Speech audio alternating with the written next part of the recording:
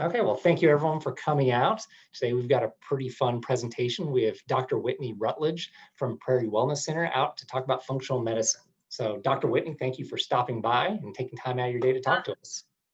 Absolutely. Thank you for having me. I appreciate it's an honor to be here and to be invited. Absolutely. Good. All right, well, we'll get started with just like a little bit in your background. What kind of brought you into the healthcare field? And then after that, tell us just a little bit about your practice now. I would say I was about 7 when I knew I wanted to be a doctor. And when I was roughly 15, I was looking at, natural forms of healing for certain.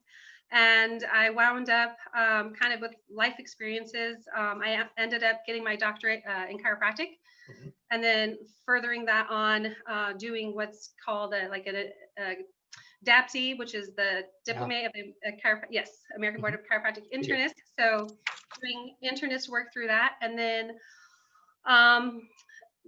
took it a step beyond that and did some training with Bob Miller for genetics and methylation. Nice. So so it's fun. It's bringing that into my practice is a little different than maybe a traditional chiropractor. Oh, wow. But it's most enjoyable and super fulfilling. So my practice is here in Topeka at the 10th and Gage. So in the same building as Minor Med, if anybody's, been in there. And been here 5 years and going strong. Yeah. Very good. So, yeah. I feel like, go ahead. No, go. I was going to say, early on, I just noticed I had some, very loved people in my life who didn't seem to get well with the standard of care. And I just felt like, there had to be something out there, something better, something to kind of get to the root of things, right? And to really make more of a change. So that was also a driver, I think, kind of personally. So, yeah. Oh, sure. And that kind of goes into the next 2 questions. The first one, a lot of times when people end up going to a doctor, they're really looking just to kind of manage a symptom. But it's a whole different range of feeling good. I think a lot of people don't realize like how much better you can actually feel. So between just managing a symptom and being optimally healthy, how would you define that optimal health into the spectrum? Well, let's just say, managing a symptom, the symptom is not necessarily generally, so to speak, a problem. It's kind of an indicator, right? Mm-hmm. So we don't want to mask our indicators because it's giving us information and feedback, right, about our current state. And so, generally speaking, it's best to pursue, optimal health, which is kind of like your best state. And if we think about what that might be, it's going to be different for everybody, right? So everyone's going to kind of have what they come into this world with. And so it's going to be a little bit different for everybody. But ideally, it is going to be bringing the body into what we'll call homeostasis, right? So bringing it into a more stable internal environment. And, we do that with adjustments, right? Affecting the nervous system, which affects all systems, truth be told. And then also, doing any sort of fine tuning if we need to. And the way we do that is the discovery process, which is, drawing labs and getting data so we can get a bigger picture of, how best to support somebody, right? And kind of doing it from a foundational approach. So, not just looking at one system and not looking very narrowly. We tend to go, big, but we, sometimes it's what we need in order to, take care of all aspects that need to be kind of brought back into balance. Right. So if someone's thinking that this sounds like a very interesting approach and they'd like to go to a functional medicine provider versus like just a regular doctor, MD or DO, how might their experience differ in that visit? It's a great question. I would say, first off, there's going to be a lot of similarities. And so that's comforting, especially if it's something that you're used to. So, doing a physical and doing like the history, kind of, gathering the data kind of, and then go ahead and, the exam, and then oftentimes, labs if indicated. The difference is the kind of tests that we'll run, the kind of like that's kind of standard. So they're generally going to include a lot more than maybe what a typical PCP would on like, on a physical exam or something like that, right? Sure. And what are some tests that you actually do? So, can I mention one thing? Absolutely. Okay. So I went ahead because I figured that some of these resources would become pretty handy for whoever's watching out there. Yeah. So I did on my website, I did put a little resource page to kind of bring this stuff together. So if someone's jotting down notes or something like that, it's just a little bit more concise. But to go over some of my favorite labs, I love Genova Diagnostics. They're more of a functional medicine sort of lab company. And generally a go-to that I have with them is called the ion profile. And so what that does is it's beautiful. It's got 40 different amino acids plus methylation markers, detoxification markers. It checks for heavy metals, checks for omega-3s, 6 and 9s. It checks for a whole host of other things, some gut markers, and then looks for even neurotransmitters, right? So, and those kinds of things. And then metabolic, the Krebs cycle. So oftentimes we can see if there's a nutritional deficiency, if we're not getting from point A to point B, then generally we are going to have an excess of something, right? And so, or we might have a deficiency in something. It also checks for vitamin D and some other things. But anyway, I love that one. I also like the GI map from Diagnostic Solutions Lab, and they that one also is incredible. And again, I listed a link for to see a sample report just to kind of see how extensive it is. It would take me too much time to really list out everything, but so the information is there. Absolutely. Okay, well, I'll go ahead and link that when I post the video so people can just directly access it. That'll be really nice to see that. Yeah. It sounds like. Sorry, I was just gonna say we also do run a lot of absolutely. We do run food sensitivity tests, mostly through ALA tests, and then biotech also. We do have some new COVID screening antibody tests to be running also, and they are running a special through October, which is kind of nice, but they can add it on to like a vitamin D or some of these other tests that are really relevant right now. So, and then we have an extended panel that we run. So that's going to do, like I said, like what a PCP might do, and then above and beyond. So we're going to check vitamin D, homocysteine, and a lot of other things that are, relevant to care and to helping people, make improvements, right? Get back on that journey to wellness, or get on it for the first time, or, kind of get the results that they want to. So, yeah. Yeah, sounds like something's not working. You're going to catch it.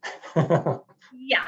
And it's kind of crazy, but you might walk in here and say you're 3 and you're having, seizures and, 20 to 50 a day. And, whoever you've been seeing, the neurologist can't, within their tools that they're using, just, can't make significant changes. Right. So, that would be applicable to that child, or, somebody coming in with, chronic fatigue or SIBO or something like that. Right. So these are foundational tests that I use that, regardless of what you've been diagnosed with before you walk into my office, because it's all real relevant, right? So we're able to see, is this person able to detoxify? Is that a part of their picture? Is there something going on in the gut? So I find them very useful. Absolutely. Yeah. Well, it sounds like you treat a really wide range of conditions. What are some of the ones you see the most often? We see a lot of gut permeability, food sensitivities, just a lot of how do I even say this? People, they've kind of lost the drive for life. They've kind of, they kind of have gotten to the point where, burnout, fatigue, and those kinds of things, as well as, pains and stuff like that, of course. But, and some of that can be definitely supported through chiropractic. And then again, with the functional medicine approach, the, kind of this foundational approach. But, and then there's, inflammation, inflammatory stuff. There's infection, lots of chronic underlying infections, which are the drivers for a lot of these things. Blood sugar dysregulation, again, a driver for a lot of things. So, and then we, mood things, and, a little bit of everything seems to walk through here. So yeah, imagine. Yeah. All right, and I imagine like with all these things that are going on, there are certain themes you see over and over again. Or like maybe the 3 biggest things that you run into that mostly everyone should be paying attention to for their just general health? So can you hone in on that a little bit more for me? Oh, So just you're, basically like basic lifestyle things. What are like the three things you think are neglected in most people's lives? oh gosh, number one, self-care. Yeah. Self-care, um, stress, not being able to really manage stress very well. Hmm. And then I find, probably just generically speaking, excess and deficiency, right? So Mm, a lot of times we have too much of not a good thing and not enough of a good thing. And um, I would say that that's kind of typically how it rolls. And then, we have to kind of go in there and fine tune, right? hmm. Um, to help to help. I mean, but it's broad, it's very broad. So do you actually find a lot of people with just nutrient excesses?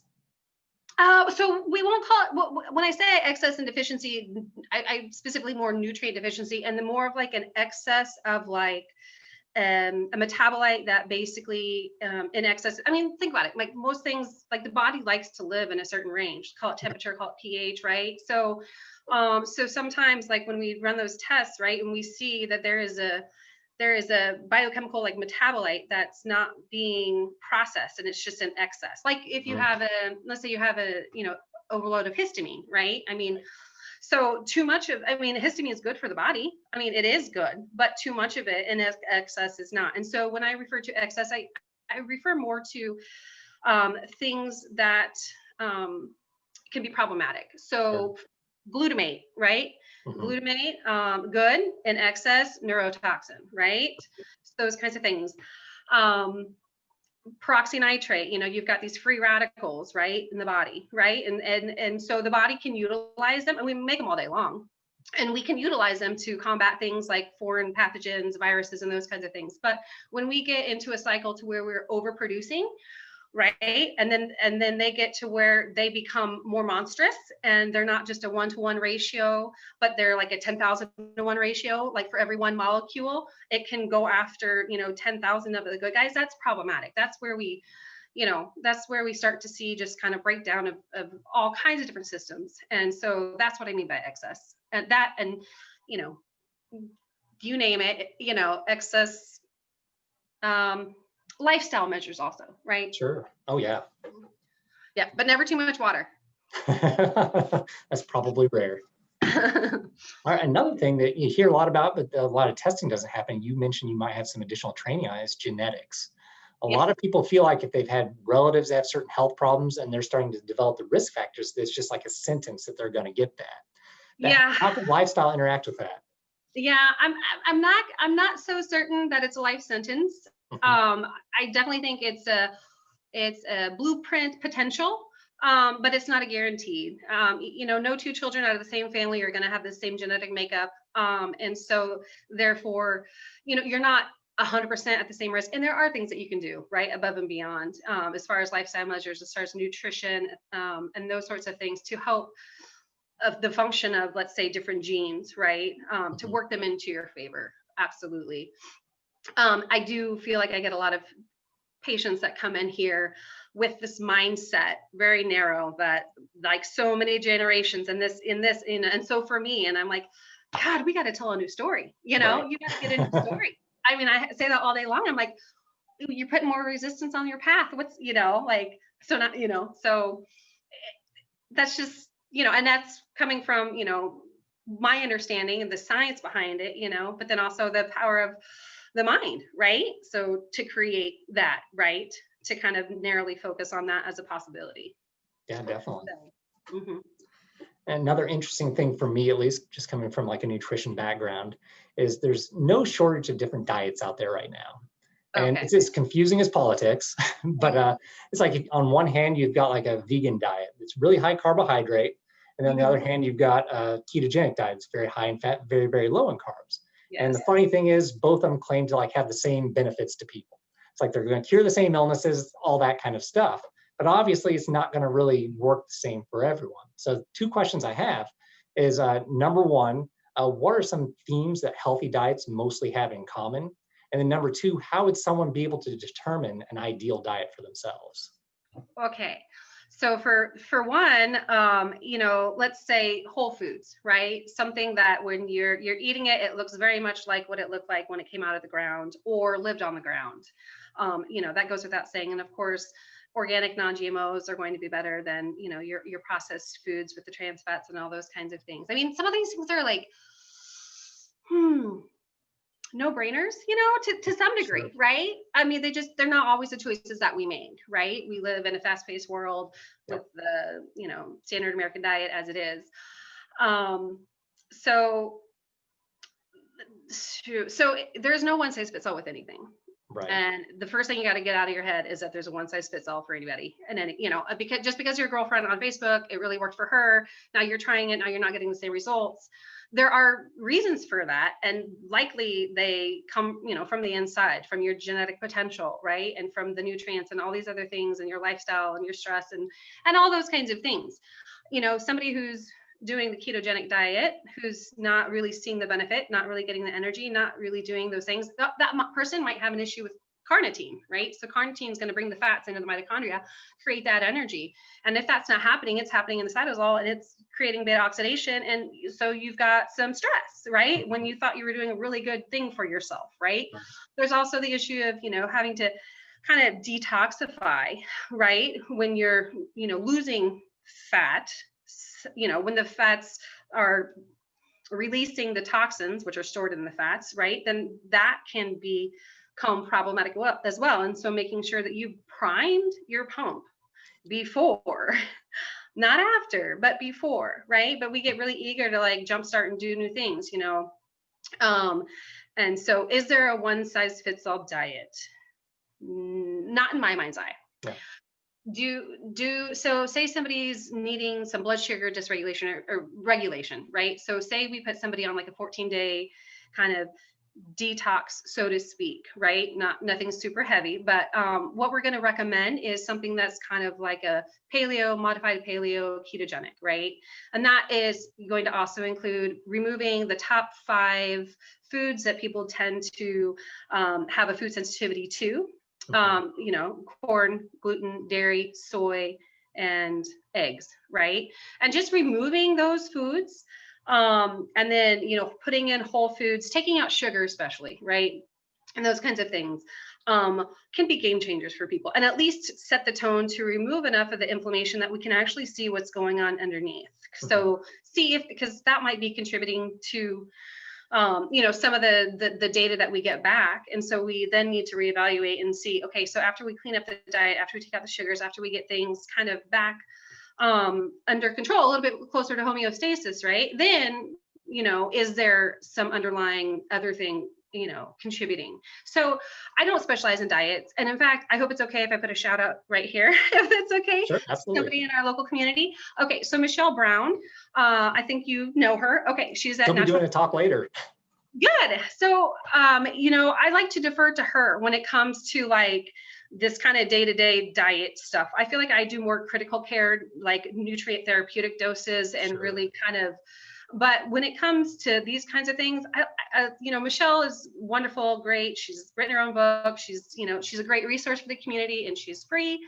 And so, you know, I usually will just hand patients her card, say, reach out to her, you know, and, you know, we can go back and forth, right? Yep. So, and then she can be the one to tell you that there's no one size fits all diet. But yeah, so to answer that question, you know, if you're vegan, you're vegan. You know, if you've got your mindset on it, then how do we best support you, right? Sure. And you know, if you find that you tried ketogenic, but you really need some carbs, and that's just the way your body's made, you know, there's also genetic issues kind of with bringing certain nutrients into the system again. So some of these things don't work as well. They just, you know, for everyone. So, you know, once you kind of get beyond that, and then, you know, especially if you do the genetic testing, and then you can be like, you know, there's so many ahas that happen when you dig that deep, you know, and that's what functional, you know, the functional medicine approach offers, right? Is the biochemistry with the genetics and kind of going big picture instead of trying to compartmentalize and, you know, refer out and just look at these systems as not one, right?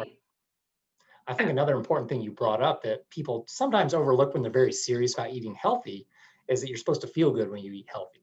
And if you're trying a diet that you know is healthy, but you're not feeling that great, it may not be the best one for you. Right.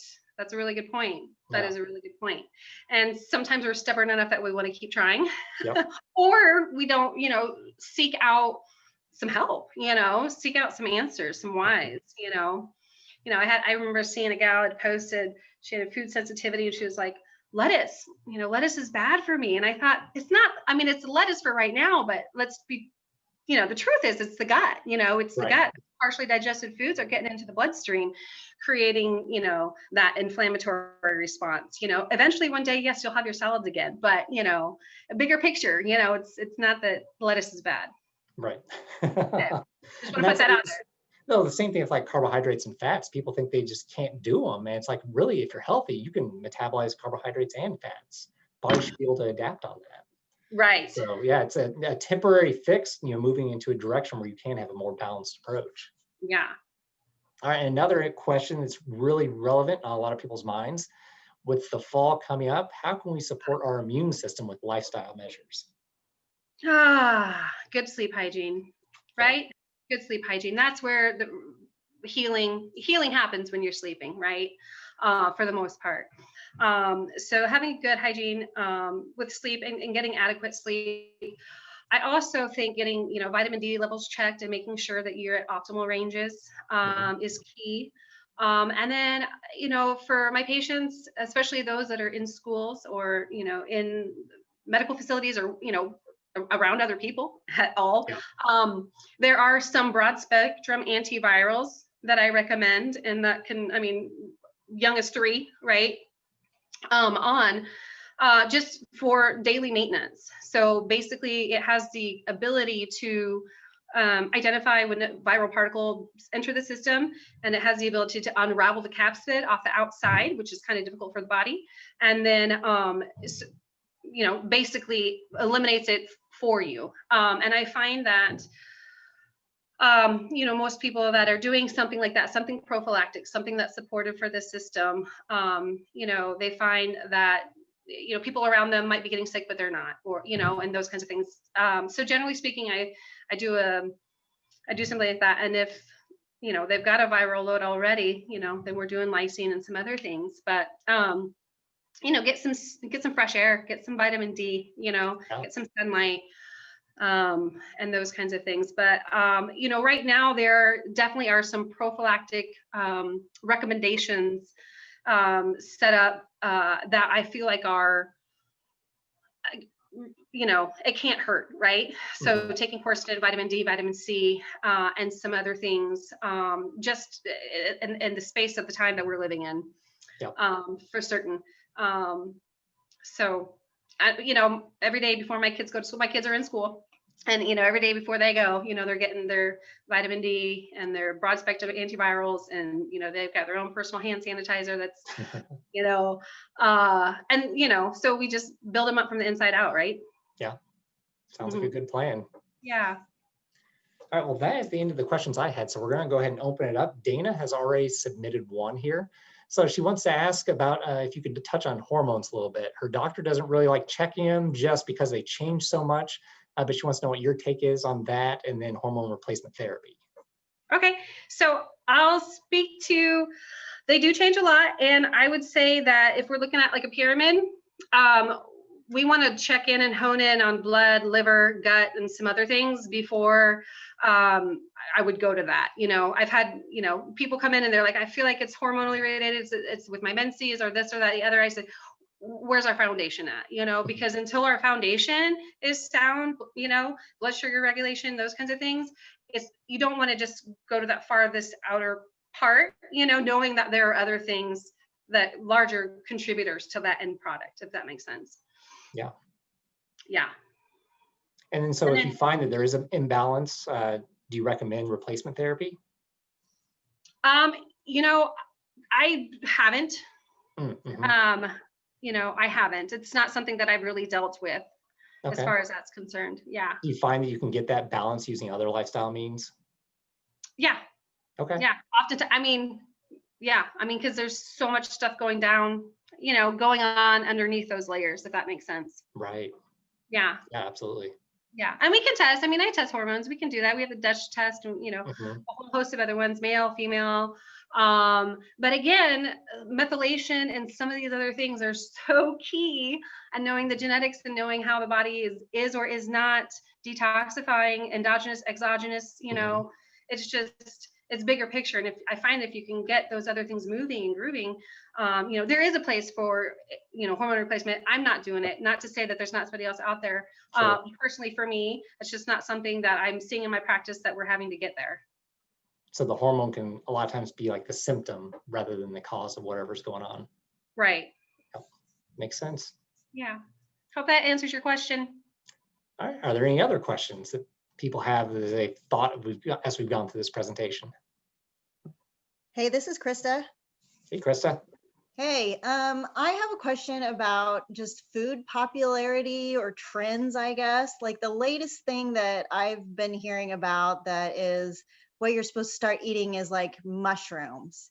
Whereas it seemed like before it was like putting turmeric and everything. And then it's like blueberries. And then it's like almond milk isn't good, oat milk is good. And so I try not to listen to all of these, trendy food stuff, but it does seem like there are some foods that are pretty good for you just all the way around. And multiple studies have said it, like definitely blueberries is one thing, or like avocados. So do you have some recommendations about just good, just basic foods, to definitely get your hands on? And then what's a fad that is definitely going to subside and just not even be relevant? Okay, so I would say seasonal vegetables right here, right now would be good, right? Roots, those sorts of things. Avocados are going to offer, a good source of magnesium, blueberries, antioxidants, turmeric also as well, like all those things, right? So, but if you could like bring it all together, in different meals on the same day, right? So those, an almond, I guess if you have an almond sensitivity, well, forego the almond, right? But I try not to track fads too much, I guess, and I've just got my mind in other places, I suppose I would say. And so I don't know what's coming and what's going. I do feel like they're, again, going back to whole foods, those in spices, right? Herbs, spices, and whole foods, right? So blueberries, avocados, all those things, again, you're going to be eating them in much the same way as they're created, right? Without a lot of processing. And the mushrooms, yes, the mushrooms definitely are also, and again, different ones for different things. And, they can be used in therapeutic doses also, not just eating if, other things are going on. I would speak to the fad a little bit. I actually used to work at Natural Grocers in Lawrence, and actually Michelle's position, but over there. And yeah, absolutely. And I know about the promotion of the different products that come out, and it's because it's lucrative. It's a big business right now. When someone comes out with a new product, you push it really heavy. And when there's kind of that health focus to it, you would say it supports health better than everything else. Right. But it may not be. It may just be the same as wherever's come before. But it's really like we've been talking about before, finding out what works best for you. There's not that one thing that everyone needs to take or that's going to work for everyone. Yeah. Yeah. And so, each of those things are going to be, more harmonious if you're doing a little bit of all of it, right? Versus just hitting something real heavy. Although I do like to hit avocados pretty heavy. Yeah. So, but that's okay. I know, like working in the supplement department, there'd be like something we'd start selling a ton of, and everyone would be scrambling to find out like on what TV show was that promoted. And it's like everyone would go out and do it, and they think cranberry is going to solve everything now. And it right. doesn't. Right. But yeah, it's just keeping it in balance with everything else. Mm-hmm. Yeah, that's a good point. And again, you've lived on that other side, right? Mm-hmm. Where you're seeing the gold rush come through or whatever for that's been marketed, and that that happens. So that's why I try to say, go to your farmer's market, eat your seasonal vegetables, like support your local community. A whole food from a not whole food, and don't make it any more complicated than it needs to be. Right? That's a big one, and that's make sure you're drinking your water and drink. I feel like when it comes to like, I guess like different ideas and tips and things for wellness and those kinds of things, like,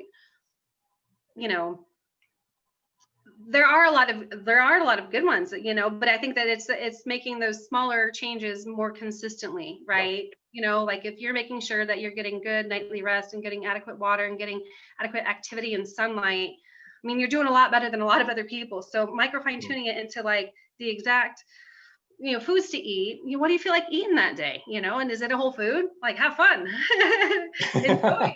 You know, what kind of, you know, yeah. So I had fun cooking a squash that I got at the farmer's market the other day and turning it into this divine soup that, you know, really resonated for me that day. And so, you know, it's just kind of nice to be inspired, right? To cook and make a home cooked meal. So yeah, you should feel good and it should be fun. Yeah. You're set. All right. Do we have any other questions? Dr. Rutledge, is there a way to know what your best gut biome is and how to adjust it, since it's looking like your neurosystem and the gut are all talking to each other? Yeah, so they are constantly. So it's best to make sure that you have a healthy, you know, microbiome. And the way that we do that is if we need to, supporting it with probiotics, prebiotics, and then also giving it a variety of foods from which to create nutrients for you. You know, generally speaking, if it's been compromised due to, you know, stress, due to antibiotic use or something like that, and you need to kind of rebuild the ecosystem back out from scratch, there are, you know, spore forming probiotics and ways to do that. If you are finding that you're struggling with some, you know, various things, whether or not be, you know, RA or depression or this or that, there are going to be strains that are better for those kinds of conditions. But yeah, as far as, you know, your microbiome changes pretty frequently, right? And so what you're feeding it is really important. Short chain fatty acids are also going to be really relevant and important. And then if you've had some sort of leaky gut and you need repair, glutamine, and that's if you haven't already experienced some sort of anxiety or something due to elevated levels of glutamine. Nice. Did that answer your question? Yes. Yeah, I was just curious because you were talking about there isn't one diet for anybody, and I would assume that there's not one biome. No, absolutely not. No, and no two biomes are the same, right? Take twins, you know, not likely. And it's going to be dependent upon, again, you know, what you're feeding it, right? And the amount of stress and the amount of exercise, or, you know, if you do like in you know, high intensity training and stuff like that, or if you eat a lot of gluten, right? Those are going to change the landscape in there, right? Right. But that's what I'm saying. Is there a way to optimize that for you? To optimize that for you? Yes. Yeah. So, you know, clean eating, right? Clean eating. I generally, you know, say avoiding gluten is best, only because it does create zonulin, which is, you know, kind of unravels the tight junctions in the gut, in that layer, in that lining. Yeah. So, I mean, permeability happens pretty frequently, but it's like for how long, you know? And then when that happens, you know, what's the state of the mucosa that's surrounding the microvilli that are there to help increase the surface area so you can get the nutrients that you're putting into your body? So it really just kind of depends on, you know, supporting somebody in that. You need to know where they're at. Does that make sense? Yes. And if you don't have complications and you're just wanting to know, you know, eating fermented foods and, you know, eating, you know, prebiotics and, you know, probiotics, food with probiotics, food that enhance it, short chain fatty acids, those kinds of things. In addition to having a variety in your diet, you know, that can help to create a healthy, happy biome if you're just looking for like maintenance, right? Excellent. Thank you. Yes. All right. Do we have any other questions?